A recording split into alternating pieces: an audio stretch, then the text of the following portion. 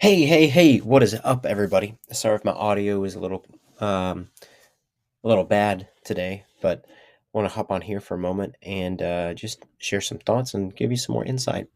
Um, I want to label this episode, just jump. And, well, yeah, I'm just going to give you a spoiler alert, so get ready. But it's just basically we just have so many skills, but we're too afraid to act on them. And it's incredible what will happen as a positive side effect by using our God given skills, whether that's being a gymnastics coach, whether that's being a personal trainer, a health expert, a nurse, a doctor, an artist. I mean, literally, like the sky is the limit. Um, and too many of us, and this was me for the longest time, and I'm not going to say that I got started late because the best time to get started is now. And that's what I did. And sometimes it does take time to get the ball rolling, because there's so much kind of baggage that you've carried around, that I've carried around a majority of my life, and that's kind of been my crutch. And because of that, I've developed a lot of bad habits. But those bad habits aren't you; those can change. I mean, they're a part of you, but they can change. There's an amazing book. Gosh, James Clear. That's the author's name. Atomic Habits. It's a fantastic book. There are so many real world examples that he uses and systems, that he just provides you with. He might even have PDFs if you have like a an ebook version of it. But something he said that I thought was so amazing was that goals are good, but systems are better. I mean, it was something along those lines. And too many of us focus so hard on and this was me, and it still kind of is me. Too many of us focus so hard on the end result, but we haven't even taken us like we haven't even took a foot in the right direction yet. So sometimes, a lot of the time, we need to do these little baby steps in order to get to the bigger ones. And the bigger ones can be whatever it is you want to do. But for me, I want to be, financially free so that I can provide for my life, or my life, my wife and my family, and I can also give more. And there is a lot of stuff I want to do, but unfortunately, it requires money. But money is a tool. For those of you that don't know that, it's a tool. You're gonna have to reprogram your mind, your brain, to think that way. Um, yeah, there was Les Brown. I don't know if I have it here, but he talks about the gifts of your creativity. Let me type it in real quick. Deathbed. Okay, it says, imagine being in your deathbed and staring. Let's see. Oh, and standing around you, staring around your bed. Sorry, let me start over. It's been a long day, guys. I've been up since 2:30 a.m. And if you're listening to this, it's now 5:32 p.m. So I'm a little tired. It says, imagine being in your deathbed, and standing around your bed is the ghost of the dreams, the ideas, the abilities, the talent given to you by life. It says life, but I'm going to say by God. But you, for whatever reason, never pursued those dreams. Also, imagine the books and the cures that God came to you, God gave you those abilities, and nobody else here on earth will ever have them. But it's so fascinating, um, how we can live a more fulfilled life when we start living it in God's purpose. And it's unfortunate that it took me so long to realize this, but I'm not going to say I'm human. I've been a Christian since June 2009. Um, but life is definitely not easy, and especially where things are going, because culture does affect all of us in one way or another. And for me, um, yeah, I kind of let it beat me down for so long. And but that's one of those things you just need to start reprogramming and training your mind to start thinking differently.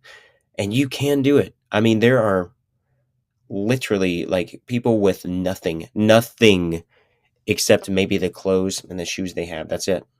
They don't even know where they're going to get food. Probably where they don't even know where they're going to sleep. And I'm not talking about here in America. I'm talking about other places.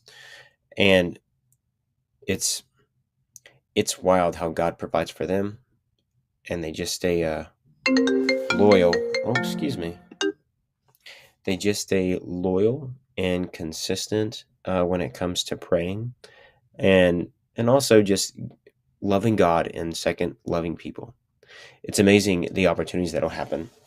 I have a friend of mine, and she works for, oh, of course, I forgot his name just now. Um, yeah, Zig Ziglar, that's his name. And man, dude, he has so many profound quotes. And he is really, really wise. Something that we all need to start doing because he covers boundaries quite a bit in his books and let's see his lectures. Um, but no is a one word sentence, and she tells me that every so often because I need that as a reminder. I'll be honest, I have a hard time setting boundaries sometimes, but it's something that we all need to do. And even with those that love us, I mean, we can love our friends, love our family, but sometimes we have to love them from a distance because we need to start working on ourselves, having that one-on-one time with God and just listening, just shutting up. And I'm talking to myself, just shutting up and listening. Because I don't know if anybody else out there in virtual world struggles with focusing and shutting their mind off, but this guy right here does. This guy pointing to me. Yep, nobody else was in here, and it it's wild what you can do whenever you start to hush your mind and what literally comes to mind. A really good method you can use is it's called brain dumping, brain or mind dumping. Tomato, tomato, call it whatever. But yeah, you just pull out a blank piece of paper. Don't text this. Don't type it. Just actually use the good old pen and paper or pencil and paper. Write down everything on your mind. Everything on your mind. I did this for months and my arm would hurt. I would be writing so much, but that's how much I had on my mind. And it's amazing the amount of clarity you have once you get out of, once you get the stuff out of here onto here, whenever you start to write it.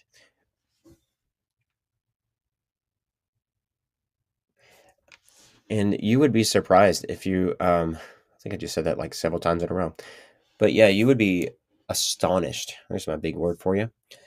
By seeing all of the fantastic, incredible ideas that you've had locked in your mind for so long. But there was so much clutter.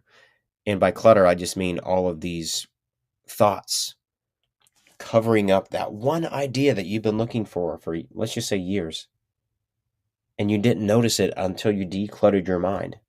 There's a book, I think her name is Dr. Caroline Leaf. She is a neurosurgeon.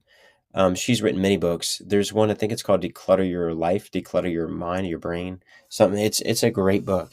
And there is quite a bit of science in it, but I'm sure that if I mean she does explain some of it in layman's terms, but anyway, she has a proven system that helps, and there are many reviews just and I think just people in her book just were giving their written testimony on how much the system that she gave them helped her or helped them, and then she wrote a book about it.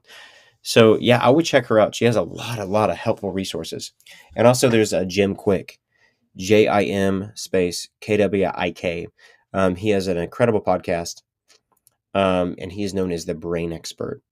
I don't believe he went to college for it. It's just a lot of stuff that's self-taught. But to be honest, college is 100% overrated nowadays. So not everybody needs it, and especially for how much I charge. But yeah, like he is so smart. He can help you remember. Like I can remember everything on my grocery list at one point. But like anything, it's a muscle. Your brain is a muscle. You need to always train it, always work on it, and then it will grow bigger, stronger, better. But yeah, I could just go into Kroger and just remember. And if you guys don't know what Kroger is, it's just a grocery store. Um, yeah, I would go in there and then I would just remember everything on my list without having to look at my phone or anything, and it was so fantastic. But I got lazy over time. But yeah, he has all of this stuff on his free podcast, and the cool thing about his podcasts is they're normally around 15 minutes on average, so they're like bite-sized chunks. That's what he calls them, and I'm like, I love that. And I think he gave a metaphor of, how do you eat an elephant? One bite at a time. So that's how he came up with that little, um, I guess, that little saying. But yeah, backtracking, just think about what Les Brown said, just about all the ghosts of your past just staring down at you. And I'm just going to say all the spirits of your past of creativity, um, and I guess all these wild skills, and they came to you. God gave them to you, and you're not using them. I mean, some of us have severe anxieties and it's difficult, but you would be surprised because for about 2 years now, um, I love business models. So, and it's quite, it's kind of like I'll be honest, it's like an obsession of mine. Like I'm just so fascinated with business models. And there are so many online businesses out there that, and online businesses and programs and courses, like, and you would not believe how much money they're making, and what they're doing is not groundbreaking. Like it's easy stuff. There was this one guy, and he's a handstand coach, and he makes easily like multiple six figures a year. Another one is a hula hoop coach. Hula hoop, like what we did in kindergarten. Everybody. No, I guess kindergarten's too low. Let's see, maybe fourth, fifth grade. Yeah, and he makes multiple six figures a year. So I mean, and it's just basic hula hooping. I know there are advanced levels of it as well, but yeah, I don't know. Like it, I don't know if you have trouble limiting yourself sometimes, but I do sometimes. And I took a leap of faith, and now I'm starting to do this. I'm going to start. This is the way I brain dump. Like I just want to give you as much value as I can. If you're watching this live, and just help you in any way. Because at the end of the day, we all have a purpose, and we need to live in it. And it's I just love people, and I just don't want to see you waste away with all the gifts that you have. And two, man, we just need better leaders, and much better fathers in this world than what we have. And if you are a rock star dad, then you're freaking awesome. I'm going to give you a virtual high five. Hopefully I didn't hit you in the face. Apologies if I did. Yeah, so yeah. And I don't know. It would be really encouraging if you did watch this and you made it this far, and I don't know, you just put in the comments down below like I'm a rock star dad. Like that is encouraging for me because I'm not seeing that a whole lot growing up. Like it's just really neat to see. Um,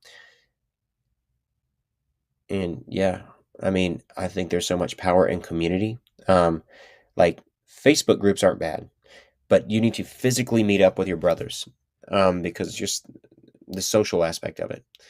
Um, there's just nothing like it because everything is just being pushed to virtual. Even, and this was like a couple years ago, like they started Oculus Rift. If you don't know what that is, it's the first ever type of VR headset, at least on the market. And yeah, they had all these apps that you can install. One was called like Movie Room or something, and you can literally like sit inside of a big IMAX theater, and you put that thing on, and you're sitting in like a big IMAX theater, and you can watch a movie that whatever you I guess whatever you chose. I mean, it's amazing, just the technology and the mathematics to be able to get like everything perfect. And and I sat in the front row. I'm like, yep, my neck's gonna hurt. Like, of course I moved, but it's just wild. And then you can sit on a couch, and now you can put on a VR headset. You can sit on a couch with a friend, maybe your whole family, and you guys can watch a movie on a big screen TV. Like, but that's where we're going with virtual. Um, and yes, the online business field is huge, but people will always need human interaction. They will always need it. I don't care what anybody else says, but I mean, not that anybody's arguing, and I don't want you to think that I'm trying to argue, but it's it's just something like we just need that human interaction and the relationship, um, and that's something that I'm going to start doing more of when my kiddos are, much older than what they are now. Um, I mean, I'm in no rush. I've learned to enjoy the moments whenever my son does something wild, that'll frustrate me. But I'm like, man, shouldn't even have a son just because he's just so amazing, and I just don't deserve the family that I have. But God is freaking good. Like, and this is all based off the life I lived before I became a Christian and changed my life. Because I heard a lot of people and did a lot of crazy things.